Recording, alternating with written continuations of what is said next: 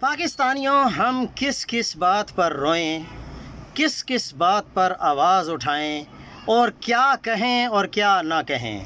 Lahore general ہسپتال میں غیر تربیت یافتہ عملے کا خواتین کا پوسٹ مارٹم کرنے کا انکشاف ہوا ہے۔ ایک ویڈیو بھی آئی ہے جس میں 4 مردوں کو پوسٹ مارٹم کرتے دیکھا جا سکتا ہے۔ حیران اور پریشان کن بات یہ ہے کہ ان 4 میں جنرل ہسپتال کا کوئی ڈاکٹر یا ملازم نہیں ہے، بلکہ ان لوگوں کو سرکاری افسران خود سے رقم اکٹھی کر کے پیسے دیتے ہیں۔ کوئی 2000 شیئر کرتا ہے تو کوئی کم یا کوئی زیادہ۔ وہ ہسپتال کی چھتوں پر لاشیں برآمد ہوئی تھیں، کیا ہوا؟ کسی کو آج یاد بھی نہیں۔ 2 دن بعد سب کو یہ بھی بھول جائے گا۔ رہی انصاف ملنے کی بات تو عدل بھنگ پی کر سو رہا ہے۔